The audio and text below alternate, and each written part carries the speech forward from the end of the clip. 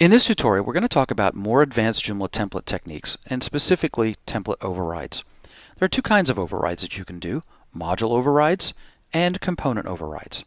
And the key to this is that Joomla looks at your template when it renders any page, and it looks for a directory called HTML. So let's go ahead and create that HTML directory. And inside that directory, we're going to place all of our module and component overrides that we create. Now let's do a simple one.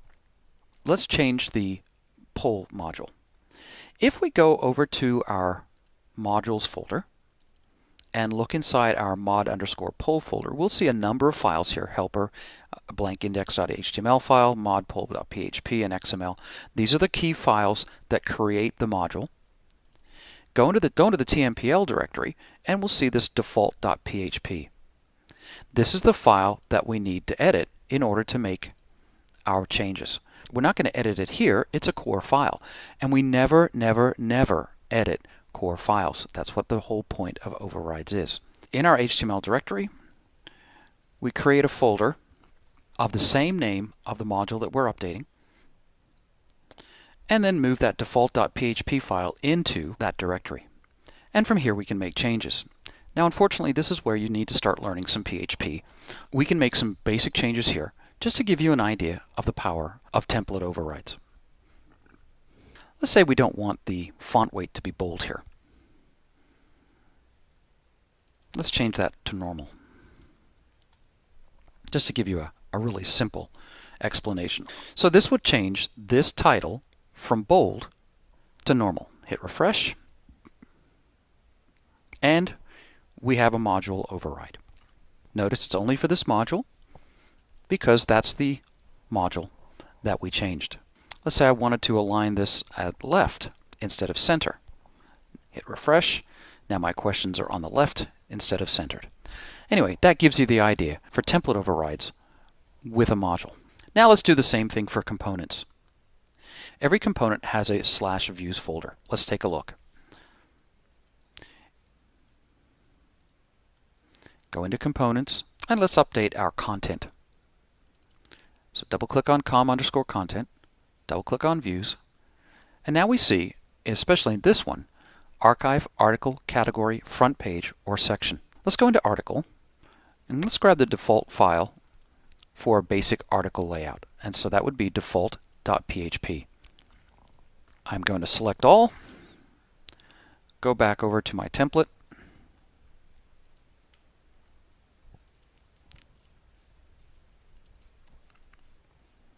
so I'm going to create a new folder called com_content because this is the component that we're working on. We have to duplicate the structure, so I'm going to make a new folder called article, and then I'm going to create a new file called default.php and paste all of that in from the main article layout. And so from here now I can start to make changes. Let's say I don't ever want to show the PDF, print, and email icon information. I can go and just remove it. Now again, when you're messing with this, be really careful.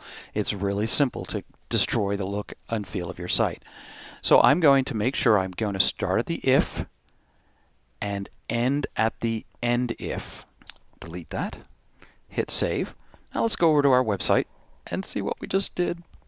If I hit refresh, of course, it's still here because it's on the home page. If I go into an actual article, you'll see that even though they were turned on, they're gone because my template override has taken those out.